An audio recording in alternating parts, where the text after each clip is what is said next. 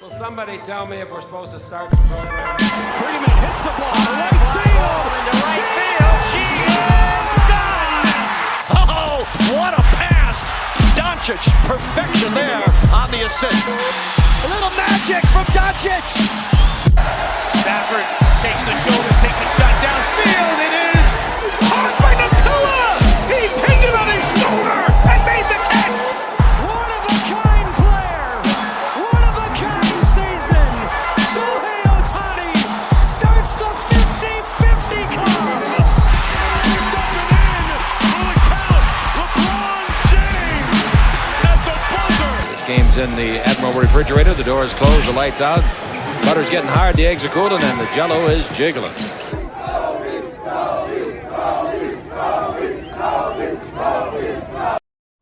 What is up, guys, and welcome to the LA Sports Roundup podcast. I'm your host, Mike Andrade. We're sitting here recording live Wednesday, November 26, 2025. I hope you guys are having a great week leading up to Thanksgiving. Thanksgiving is always one of my favorite holidays. Well, one, because of the food. Let's get that damn straight. It's the food, and then the family. Those are priorities right there. But I hope you guys are going to spend your Thanksgiving with family, friends, whoever your loved ones may be, and just eating as much food as possible, getting stuffed and gaining 20 pounds. That is what Thanksgiving is all about. On today's podcast, we're going to talk some Clippers. We're going to talk some Rams. They had a big win last Sunday over Tampa Bay, and we're also going to, of course, talk about my Los Angeles Lakers, and boy, there has been quite a bit of news coming out. Not really so much about the basketball, but what's been happening in the front office. Before we get into the Lakers, if you guys, for all my pro wrestling fans out there, if you guys have not checked out the latest Wrestling with Ryan episode, me and Ryan sit down and we talk a little bit about Survivor Series, War Games, and we give predictions about what's going to be happening this Saturday night in San Diego for Survivor Series, War Games. So for all my pro wrestling fans out there, go out, check the archives. It's already up there, and just give it all a listen if you want to listen to our predictions about Survivor Series. And lastly, I want to thank you guys who are continuing to subscribe to the YouTube channel, our Instagram, our TikTok, all of those social media channels, X. Find us at Lace 'em Up Sports Media. You guys, I want to thank you so much for your continued support, and we have a lot of exciting things coming your way. Alright, so now speaking of the Lakers, last Thursday there was some big bombshell news coming out of the front office. So what I'm going to do right here, guys, I'm going to read the ESPN article from last Thursday, and I'm going to basically break it down in two pieces. The Los Angeles Lakers are reorganizing their basketball operations department and have fired executives Joey and Jesse Buss from their respective front office positions effective immediately, the brothers told ESPN's Sham Charania on Thursday. The Lakers are also dismissing much of their scouting department beyond the Buss brothers, including Sean Buss. I had no idea there was a Sean Buss. Aaron Jackson, Moses Zapata, Ken Palester, sources told ESPN's Dave McMenamin. Sean Buss shares the same mother as Joey and Jesse. See, you learn something new every day. When reached for a comment, a Lakers spokesman confirmed that the team had moved on from Joey and Jesse and had no further statement beyond that. Joey and Jesse have had key Lakers scouting roles for the past decade, helping finding players such as Austin Reeves, Alex Caruso, Kyle Kuzma, Jordan Clarkson, Larry Nance Jr., and Max Christie. Joey Buss's specific role was alternate governor and vice president of research and development.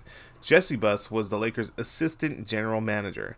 We are extremely honored to have been part of this organization for the last 20 seasons, Joey and Jesse Buss told ESPN in a statement. Thank you to Laker Nation for embracing our family every step of the way. We wish things could have ended differently with our time ending with this team. At times like this, we wish we could ask our dad what he would think about it all. Their older sister, Jeannie, will continue to serve as the Lakers' primary team governor for the foreseeable future. In quotations here, I'm going to read a statement. Dr. Buss's idea was for Joey and I to run basketball operations one day, Jesse Buss told ESPN, referring to their father, Jerry Buss. But Jeannie has effectively kept herself in place with her siblings fired. Wow. If those are not shots fired in itself, I don't know what is, because wow. I think those are some angry statements coming from the brothers themselves. Joey, 41, and Jesse, being 37, are younger siblings of Jeannie, who is 64. She also had a public falling out with her older brothers, Johnny and Jim, in 2017 after she removed Jim as president of Lakers basketball operations and replaced him with Magic Johnson. A week after that removal, Johnny and Jim called for an emergency meeting of the Lakers shareholders to elect a new board of directors, prompting Jeannie's lawyers to file a temporary restraining order against the elder brothers in Los Angeles Superior Court. Joey and Jesse will maintain minority ownership shares of the Lakers. They announced in September that they are launching BUSS Sports Capital, an investment firm aimed at identifying acquisitions and partnerships across the global sports landscapes. The two brothers have honed their careers with the Lakers, focusing on talent acquisition and development, with Joey serving as the team president and CEO of the South Bay Lakers, the Lakers G League affiliate, and Jesse involved in the draft process all year long as the Lakers director of scouting. Jerry Buss, who died in 2013, purchased the Lakers from Jack Kent Cooke in 1979 in a $67.5 million transaction that also included the Los Angeles Kings and the Forum. The Buss family sold the majority ownership of the Lakers to Mark Walter this past June, which that sale had a $10 billion valuation, which was approved by the NBA Board of Governors last month. All right. Lots to break down there, guys. All right, let's start with Jesse Buss's role as the director of scouting for the Los Angeles Lakers, or I guess the former director of scouting. I think in somewhat, you can't really blame Jesse at all for the work that he's done, because look at the guys that they mentioned here. Austin Reeves, Alex Caruso, Kyle Kuzma, on and on and on, Max Christie. Those are guys that have had significant careers already in the NBA.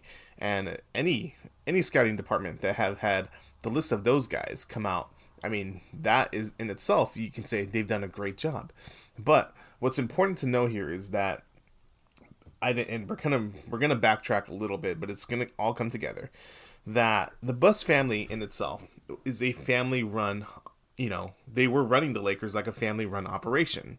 And with that, they were not capitalizing on investing as much money into the team as possible. Yeah, the Buss family was very, very wealthy and is still very, very wealthy, considering that, they just sold the team. But before that, they were very wealthy still. But because they were a family-run operation, they were looking to do things on the cheap. They were not investing into the scouting department as other NBA franchises would be investing in.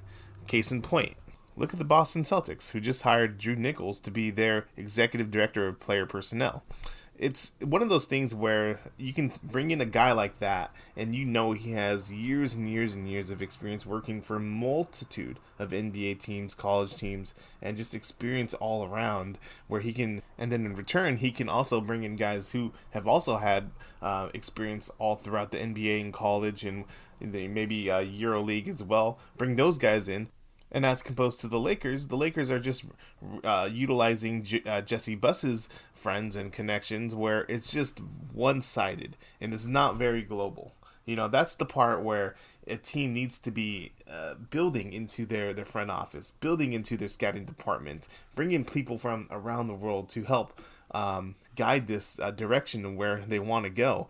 To me, the fact that the Lakers had another Buss brother in the scouting department in itself just shows that they're looking out for their own best interests as opposed to the Lakers' best interests, if that makes sense. Their best interest being saving money and also looking out for their family members, giving them jobs. And although you could probably consider it a bare bones scouting department, they have had success. I think the point we're trying to make here is that the Lakers could have done a much better job at building around their scouting department, bringing in people from outside to help build this thing, as opposed to just relying on Jesse Buss's vision and also trying to do things on the cheap.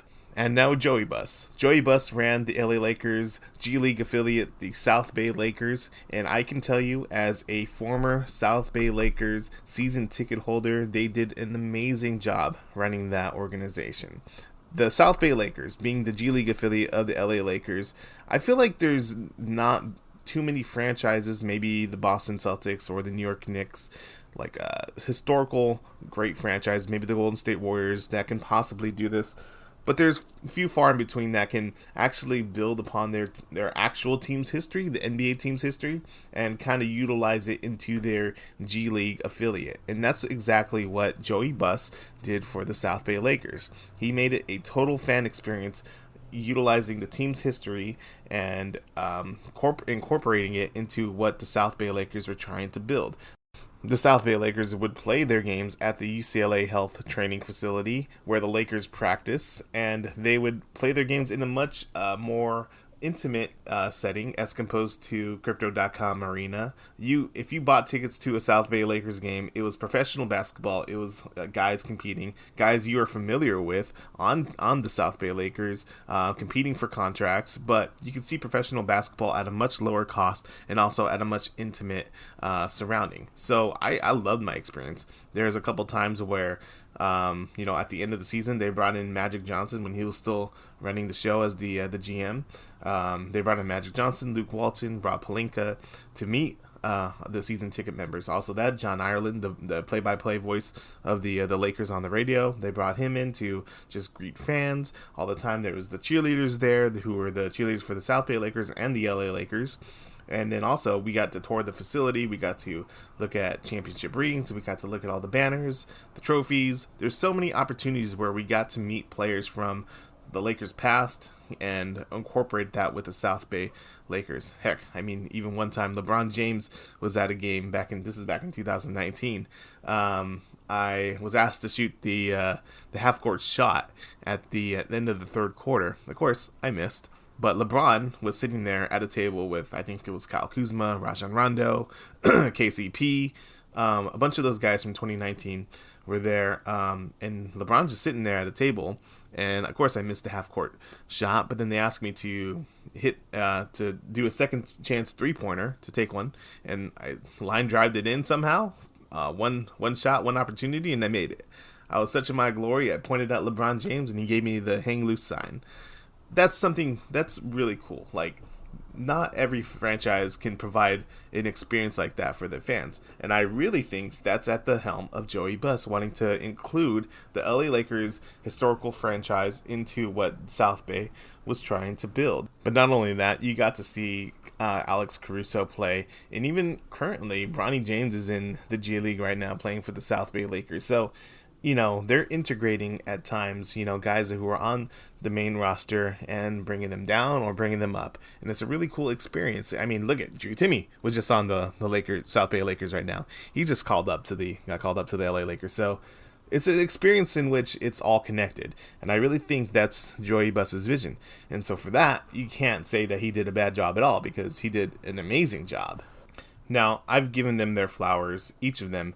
And now this is where I think things kind of fall apart here, and it kind of goes into the statement that they gave ESPN. Their statement being, Dr. BUSS's idea was for Joey and I to run basketball operations one day, but effectively, Jeannie has effectively kept herself in place with her siblings fired. See, okay, that in itself, Dr. BUSS's idea was for Joey and I to run basketball operations one day. Okay, great. That was your dad's dying wish, right? It was for his 2 sons to take over. But you know what? That's not reality. Okay? They're coming off like 2 spoiled brats here. Just because your dad was the greatest team owner in sports history does not give you the right that you had to have the opportunity to one day run the franchise, because that's not reality. Your dad was great.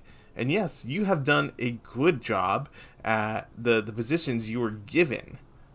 Hence the words given. You were given these positions because you were born into the family. But that does not give you the right to one day run the franchise.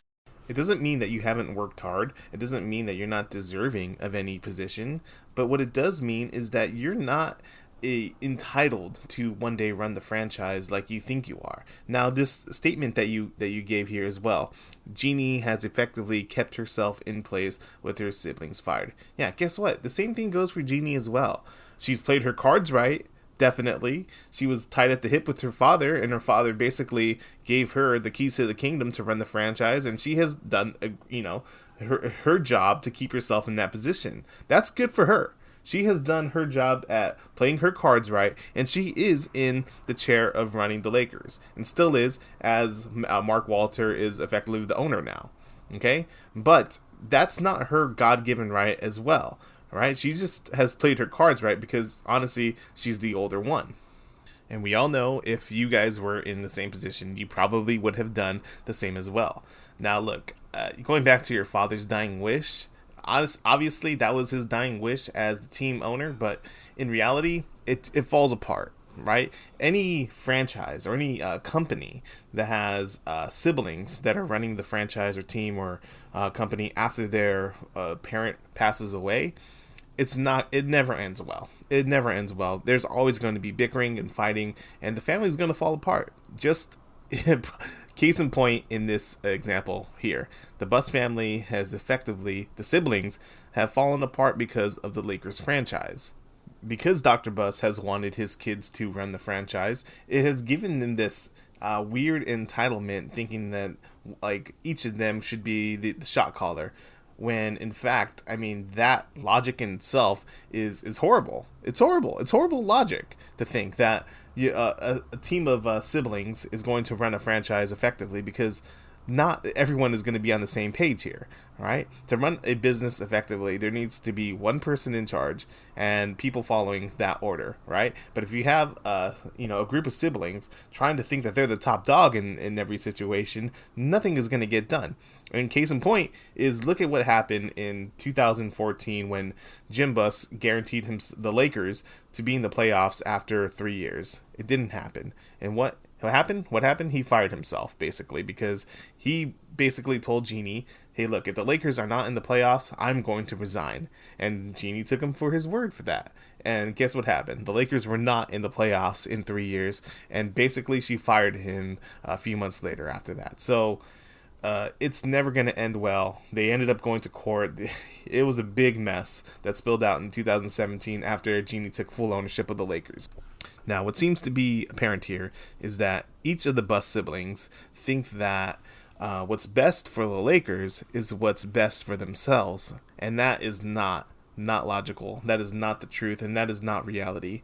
What's best for the Lakers is having an owner separated from the BUSS family that is a billionaire that can put as much assets around the team as possible and to fulfill each department in order to have the best success the Lakers can be.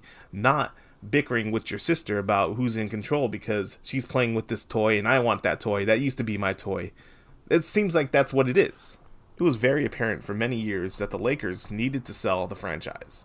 For many, many years, even after winning the 2020 championship, they needed to sell the franchise to just not only stop this kind of, well, this is my team, no, this is your team, kind of he said, she said kind of bullshit, but also they needed to structure the franchise in a way in which, in the long-term landscape of things, that the team was going to be successful in many different areas for years and years and years, probably decades to come. And that was never going to happen with the BUSS family still running the franchise, doing things as cheaply as they can, and trying to minimize each department as possible in order to save on money. And it was the best decision that Jeannie Buss ever came up with in terms of selling the Lakers to Mark Walter. Mark Walter being part of the Guggenheim baseball management team that turned the Dodgers around and to make them World Series champions, back-to-back World Series champions. Before the Guggenheim group and Mark Walter took ownership of the Dodgers were, they were always like an historic team, but they were not winning. They were not winning whatsoever. They were for decades under the McCourts. The McCourts were the previous owners. They were a married couple. They were going through a very, very public divorce while owning the team, and it was very, very messy. And they were not inputting money into the team as much as possible. In fact, they were doing more things on the cheap than the Lakers were currently. But the McCourts were not good at all in terms of ownership, and the team was struggling. And so for that, when the Guggenheim management group took over, they just turned things around. It wasn't overnight, but they were consistently making the playoffs year by year. And then you talk about the Mookie Betts trade, bringing in Freddie Freeman, bringing in Tyler Glass now, and then of course Shohei Ohtani, and then Yamamoto. I mean, look at those are the core players of the Dodgers right now. And that does not happen without the Guggenheim Group taking ownership of the Dodgers and making them into a powerhouse. And, for Jeannie Buss to seemingly turn the franchise over to Mark Walter, that was the best decision for Lakers fans and for the franchise. And I get why the Buss family, brothers are upset, because, they felt like they're inherently entitled, but that's not reality. What's reality and what's best for the Lakers is a guy like Mark Walter taking ownership of the Lakers and turning the franchise into a powerhouse, just like he turned the Dodgers into a powerhouse. And Walter's already making his stamp on the Lakers, not only firing the Buss brothers, but then also he's bringing in Andrew Friedman and Farhan Zaidi, two guys that are pivotal in the success of the Dodgers front office. They're two guys that have used analytics to the max and have had much success running baseball organizations. Friedman was with the Tampa Bay Rays. Zaidi was with the San Francisco Giants, I believe. I don't think his run with the Giants was too good, but coming to the Dodgers, it's been pretty dang successful. And so you have guys that are so good at running analytics. And yes, that's baseball and this is basketball, two different sports. And obviously, there's not a salary cap in baseball, and there's a definite salary cap in basketball. But I think the principles stand the same, in which you can use analytics to help build this team. And I don't know if the Lakers were ever using analytics, to be honest. I mean, and I'm sure they were in some points. I mean, how could they not? But it was never discussed or talked about in any platform, saying how good the Lakers are at analytics. No, that's something I feel like they've lacked in, besides, the ownership stuff. And so bringing these guys in to be advisors for the Lakers front office, that's going to be pivotal in turning the Lakers around and building around Luka Doncic for the next 10 years. All right, let's take a little break and let's pay the bills. So as you guys know, I've been on a fitness journey the last several months, and as an avid CrossFitter, I'm constantly looking for different proteins to try. And I don't know about you, but I hate protein powders that have that bland, chalky taste. And that's why I'm taking the time out through today's podcast to introduce to you Clear Whey Protein Powder, a refreshing high-protein drink that transforms your post-workout routine. Crafted with pure whey protein isolate, this innovative formula offers a light and flavorful alternative to traditional protein shakes. With zero lactose and zero sugar, it caters to those seeking a clean, transparent approach to fitness nutrition without compromising on taste or quality. My personal favorite flavor is strawberry watermelon. It has that crisp summertime flavor, perfect for your taste buds. But you can also try wild blue raspberry. Both are incredibly delicious. And with 20 grams of protein per serving, it's fulfilling my CrossFit needs. That's why Clear Whey Protein stands out with its crystal clear appearance and refreshing flavors, making it the perfect companion for your active lifestyle. Whether you're hitting the gym or need a protein boost during the day, this drink seamlessly integrates into your routine. And it's super easy to make. All you gotta do is just add water, mix it up a little bit, and boom, you got yourself a delicious protein drink, and say goodbye to all the bloating from all the other protein products out there. And best yet, I'm offering 20% off to listeners of today's podcast when you go to clearprotein.com. That's KLEAR protein.com. When you go to checkout, all you have to do is put in our discount code. That is LACEEMUP. That's LACEEMUP. That's code LACEEMUP when you go to checkout, and you'll get 20% off Clear Protein products. Elevate your daily protein intake with confidence and clarity. Choose Clear Whey Protein Powder and experience the difference today. There's nothing better than coming home from a long day of work, turning on the game, and having a cold beverage in hand. Just sometimes a beer doesn't cut it. And that's why I'm introducing to you today Cannabis Seltzer from shop.getgoodsfeel.com. It's a redefining refreshment with its innovative range of THC-infused beverages. Founded to offer a new era of relaxation, Good Feels crafts drinks that provide a consistent, clean, and enjoyable experience. Each product is meticulously formulated with high-quality, natural ingredients, ensuring an uplifting mood, without the drawbacks of traditional THC consumption. Good Feels believes in the power of nature and wellness, delivering beverages that harmonize taste and tranquility. These drinks are designed for those seeking a balanced lifestyle, blending seamlessly into social gatherings, relaxing evenings, or any moment that calls for a touch of calm. Their commitment to transparency and quality is evident in every sip, making them a trustworthy choice for those looking to explore the benefits of THC as a great tasting cannabis seltzer. Don't call me Santa Claus, but today I'm offering my listeners 20% off at checkout when you go to shop.getgoodfeels.com. Use our promo code LACEEMUP at checkout, and you can enjoy exclusive savings when you try these delicious flavors as blood orange, pineapple mango, grapefruit, or even the beverage enhancers such as lemonade and much more. Heck, even get the bundle while you're at it too.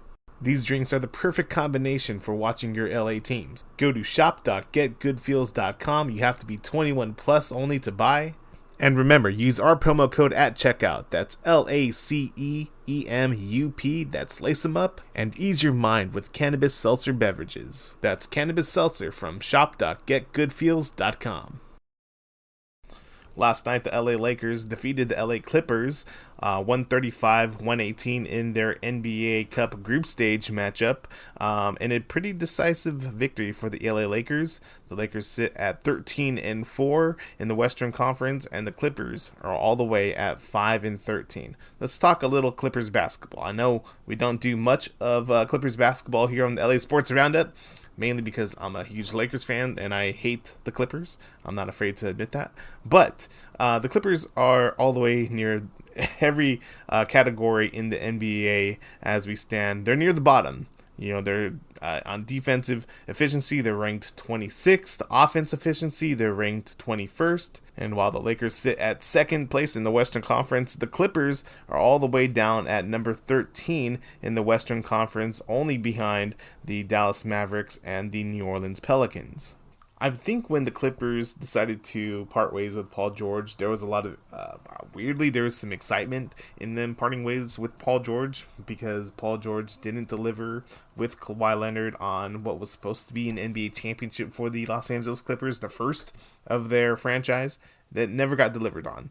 And I think there was some happiness in terms of getting rid of Paul George, and I don't know why. I don't know why they're happy moving on from Paul George, although, you know, he was becoming injury prone at that time. There was a lot of sense in Clippers fans thinking that they didn't need the guy, and not that they need him right now, but I think right there, it's very telling in a sense of what the Clippers fans' expectations were of the team, thinking that they could compete without a star like Paul George, and thinking, not thinking in reality. And that's certainly what the front office of the Los Angeles Clippers did this past summer when they basically went to a retirement home here in Los Angeles and picked out a couple people that could possibly play for the LA Clippers.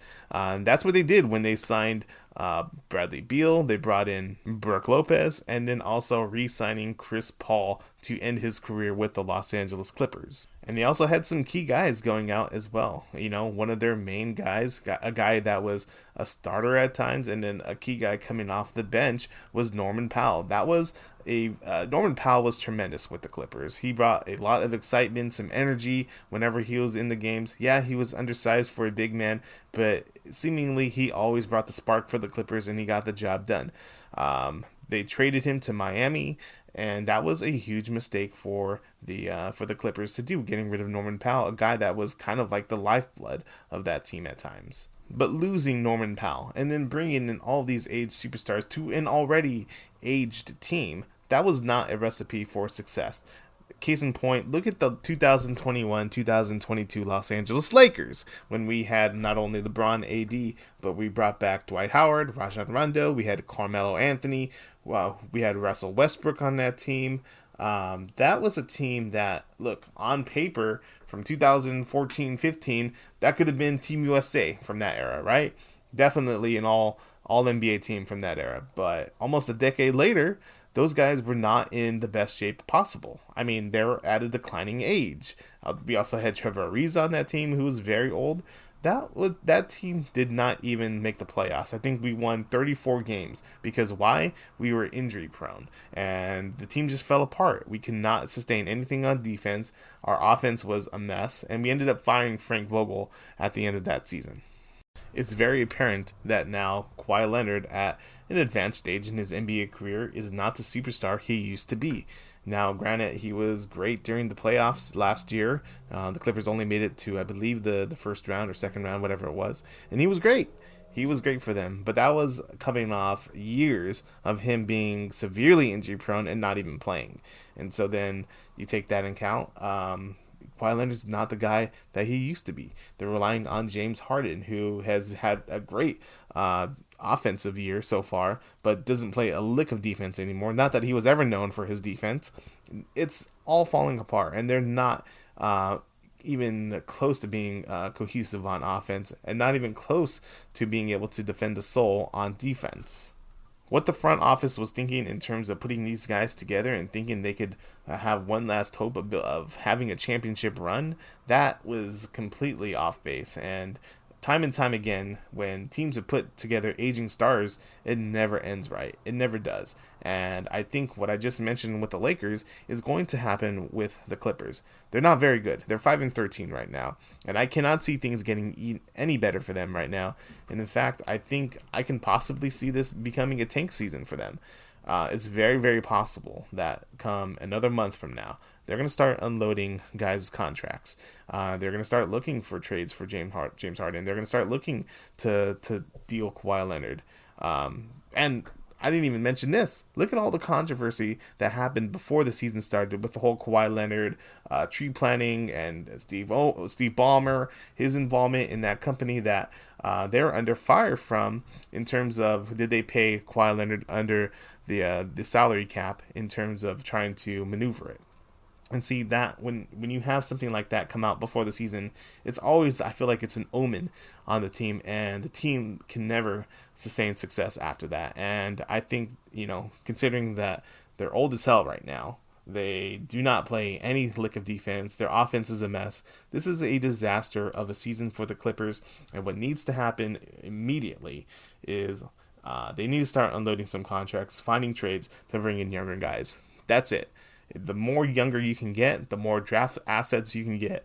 That's the way to build an NBA franchise in terms of building it from the ground up. You want to get to a championship level? It's not going to guarantee you to that, but the first thing you can do is start offloading these horrible contracts that you have and try to get as much assets as possible. And that's going to be very difficult. I'm not sure many teams are going to be trying to be trading for James Harden or Kawhi Leonard at this point, but you can try. You can definitely try. What else do you have to lose? You're 5-13. Try to get off these contracts as quick as you can, because this season is going to be a wash. Basically, the only good thing for the LA Clippers this season is they're going to be able to celebrate Chris Paul in his final season. That's it. It's the retirement tour for Chris Paul. He's going to be able to retire in a Clippers jersey, and that's the only thing good that's going to come out of the season, because other than that, they're going to be bottom of the barrel, and they're not going anywhere. So I think what they need to do is start unloading some contracts, finding some trades, bringing some younger guys in, and just start cleaning from there. That also, I think Tyronn Lue, it's unfortunate to say, he probably will get fired at some point. That's the landscape of the NBA in terms of coaching. Coaches get fired all the time now, deservingly or not deservingly, and it happens all the time. And so I predict that the Clippers will start unloading contracts, and then 2, they're going to let go of Tyronn Lue. All right, it is now time for our weekly Rams report. The Rams delivered a dominant performance on Sunday Night Football, exploding for a 34-7 victory over the Tampa Bay Buccaneers. Quarterback Matthew Stafford was sharp, passing for 273 yards, 3 touchdowns, and 0 interceptions. The guy has not thrown an interception since week 3 and has dealt 30 touchdowns all season long and only 2 interceptions all season long. He is a front runner for MVP. It is one of the most exciting and most thorough seasons of Matthew Stafford's career, and he's most definitely an MVP candidate. During the win on Sunday, Matthew Stafford connected twice with wide receiver Devontae Adams and once with tight end Colby Parkinson on a set of touchdowns. And on the ground and through the air, the Rams offense controlled the game, and defense was a force to be reckoned with as cornerback Kobe Durant set the tone early by ripping the ball away for a pick six as they pitched a shutdown effort against the Bucks. And the Bucks looked flat. Their offense could only muster a total of 193 yards, and quarterback Baker Mayfield left at halftime with a shoulder injury and was later diagnosed with a low-grade sprain. And backup Teddy Bridgewater struggled just as much to spark any kind of comeback for the Bucks. And by halftime, the Rams built a 31-7 lead, and they never looked back. That win extends their streak to 6 straight victories and bolsters their grip on the first place mark on the NFC West. All right, and with that, the Rams are gearing up for their Week 13 matchup against the Carolina Panthers. And there's only one person I could bring on that can talk about the Carolina Panthers. You guys might recognize his voice. He's from Wrestling with Ryan. It's Ryan Hernandez. How you doing? No, after all this time, I finally get to talk about the Panthers and express my love and fandom for them, especially after, having a back and forth season. Season where we definitely exceeded expectations for sure. Ryan, give me your take on what the Panthers are, having this season, what kind of season they're having, and what they can do to have a successful game against the Rams. Yeah, so I think the Panthers are having, a season that by far exceeded most people's expectations. Most people were saying we were like maybe at most a 3 to 4, even 5-win team, but here we are. We're 6-6, 500. We're already surpassed last season's win total because last season we went 5-12, and we're just a half game out of first place. And so I think the Panthers are finally, clicking and gelling, especially because of this young team that they have. And our rookie wide receiver has been one of our highlights this year. Mm-hmm. And so I think heading into this game with the Rams, I think some of the Panthers' keys to victory is they have to have their defense has to be on point. They have to slow down Matthew Stafford and the Rams because Matthew Stafford's been going on a tear as of late. MVP candidate. Yeah. So I think the defense has to really pressure Matt Stafford because I feel like when Matthew Stafford's under pressure, that's when he makes, the little mistakes. Mm-hmm. And so I feel like the defense has to really step up, and I think our offense just has to really click on all cylinders. I think we need to go back to running the football with Rico Dowdle because he's been like the MVP of the offense this year outside of our rookie wide receiver because he's currently third in the NFC in rushing yards, so it's 788. Right. And he only ran the ball 6 times against the 49ers, and it didn't work. And it's been proven that when he's run the football and he produces, then the Panthers tend to win or at least play a good game. Right. Yeah, no, definitely. And so I feel like with the Rams, I think they have to continue this momentum that we're, having right now. The Panthers, they're not a bad team, and don't let their, I think their young guys fool you. The Panthers can really surprise. They have been surprising teams all season long in terms of getting the job done, and I think the Rams cannot take them lightly. Yeah, I think this is a potential trap game for the Rams. Mm-hmm. And so, like you said, especially on defense, I'm not sure if our corner will be playing because he got a concussion, so I don't know if he'll be able to play. But J.C. Horn, he's like our interception machine. So if he's not playing, the Rams could take advantage of that. Exactly. Yep. And where do the Panthers sit in their division? We're second. We're half a game back. Behind the Tampa Bay Buccaneers. So with the Bucks lost to the Rams last Sunday, if the Panthers could somehow get a victory, that would be huge for the team in terms of their playoff hopes. Oh yes, for sure. Yeah, we're not out of it by any stretch. We're still in the playoff running. We're still in the running for our division. Right. But we do have the toughest strength of schedule remaining. So because our last 5 games, we have the Rams, 2 games against the Buccaneers, Seahawks, and then we have one more game with the Saints. Right. So some tough cooking for the Panthers. As for the Rams, we're sitting pretty first in the NFC West. We're looking like we're Super Bowl contenders. The biggest thing for the Rams going forward, not only this game, but continuing the momentum and just staying healthy for the Rams as they prepare for December and January. But Yeah, But yeah, but cool. I know you wanted to talk about the Panthers for a very long time. I remember one time yes, you asked me if we could cover Panthers on Lace 'em Up Sports, and I said hell to the nah because we're an LA sports only podcast. But this is your opportunity to talk some Panthers, and I know the Panthers live through your blood. yeah. So we gotta keep pounding on it next. It should be a good game on Sunday. So I wouldn't be surprised if it ends up being a close game. Exactly, exactly. All right, but that wraps it for the Rams report. Going back into the podcast now, guys. I want to thank you guys for joining in on what has been a great podcast. I know Ryan, you're still on here with us right now. Ryan's going to Survivor Series this Saturday. He's going to be there. He's going to be. I wanted to clarify with you. We're going to have this on the podcast here, Ryan, but you're going to be live streaming on our Instagram, right? Yes, All right. So be I'll prepared do for my that. best. I will do my best. Exactly. He'll do his best. Just a couple of minutes of some live streaming on Saturday Survivor Series PLE, and look forward to that, guys. Obviously, Wrestling with Ryan, we're going to be recording another episode very, very soon, talking about all things Survivor Series. And thank you guys for joining in on today's LA Sports Roundup podcast. And just have a happy Thanksgiving. Be safe. Eat as much turkey as possible.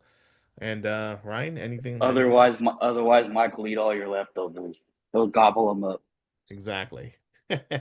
So, Yeah, so yeah. So happy Thanksgiving, everyone. Have a safe and fun time with your families, and thank you for tuning in. And be sure to be on the lookout on Saturday for content on Survivor Series.